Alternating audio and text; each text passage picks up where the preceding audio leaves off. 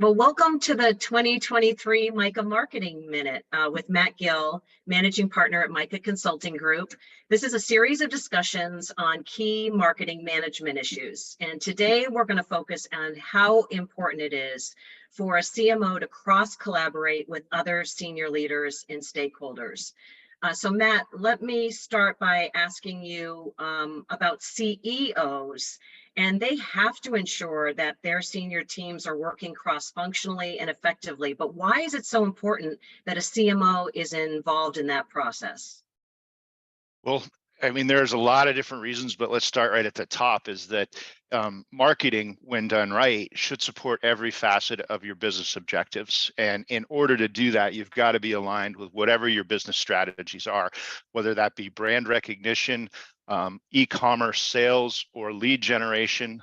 Everything's got to come from a cohesive perspective. And that starts with the CEO's vision and in many cases, interaction with the board of directors and understanding what their objectives are with regards to the business and where they want to see it go over the course of the tenure of the CMO and how they can influence that. So without that information, the CMO just cannot align what their objectives are. So that's probably the most fundamental reason is that, if you're going to have marketing permeating throughout your business, they've got to be tied to what the overall business objectives are, strategy, so that the execution lines with that. So they're a critical partner to the CEO and the entire C-suite and senior leadership. That's a really important insight. So what are some of the key areas where CMO alignment is critical and also most effective? Well, I'm going to pull up a quick little diagram right here to share kind of what I'm going to articulate with regards to all of those things that line up. And again, starting with that collaboration from the board of directors, but we'll paint kind of maybe a hypothetical scenario, using a software as a service company, and the objective is bringing on new users. So in order to do that, your CMO has got to understand what your users are looking for, but also what are the technologies that they're going to have. So that's a collaboration with your IT department, right? And what type of technologies are going to support that. Also, that's collaboration with your revenue and your sales team. So your chief revenue officer, your VP of sales, what are their objectives? What are the qualities that they're looking for in the leads that you're going to be generating? And then you got to bring finance in to figure out, okay, exactly how much do we have to spend on all of these tools that we're going to be implementing, and how are we going to evaluate that with the tech stack? So the collaboration just keeps permeating through all of those different divisions. And again, if you look it back to, okay, the board and the CEO have charged marketing with impacting the number of new leads they have and talking about the sales funnel. How are they generating that sales funnel? And then collaborating again with the IT group, the finance group, and the sales team to ensure that all of those things line up for you.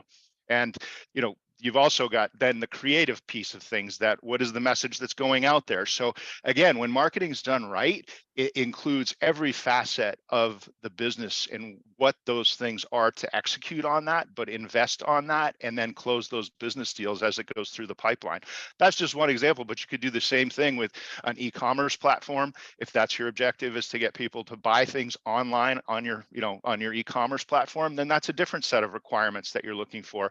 If it's more about an event management system, it's about getting people in seats. So how do you entice them to do that? Again, but the premise is that they all come together with all of those functions. And if there's no collaboration from the very get-go with the CMO and all of those other functions, then it's going to fall apart. So the CMO is not just a communicator and brand developer, but also with the evolution of technology and understanding all the platforms that are needed and really being able to bring those departments together, you really need that CMO at the heart of it. So what are the expected results of that CMO involvement in those areas? And then where can the CEO see that tangible impact? Right. Well, I'm going to pull this down so we can talk face to face again. So I think the tangible pieces there, again, it goes back to that very first part, the first question you asked is, how do you get alignment with the CEO from a CMO's perspective? Then you can set your KPIs that support what those business objectives are. So establishing, okay, what are the business objectives, setting KPIs that reflect those business objectives, then provides the CEO that ability to say, okay, where did we meet? Where did we fall short? Where did we exceed? And how do we adjust based on what those results are, measured against what the business objectives were as they were set out when the CMO started? Wow, well, Matt, this is probably just the tip of the iceberg. If any of our viewers want to know more, how can they contact you at MICA? Awesome. So yeah, I would agree. It is definitely the tip of the iceberg. There's so much to unpack here, and I'm looking forward to having these short little conversations and try to unpack that one little step at a time. But we help companies build marketing teams from the CMO down. And if you're interested in talking with us, you can go to MICACG.com, or you can reach me at mgill@micacg.com. And we're also on LinkedIn, and that's where we funnel everything that we're doing, content as well as our projects. You can see some of the cool stuff and the cool companies we're working on to help them solve their marketing issues and build great teams. So thanks very much, Jen. Appreciate the hosting us. Thanks, and we'll see you next time. Bye.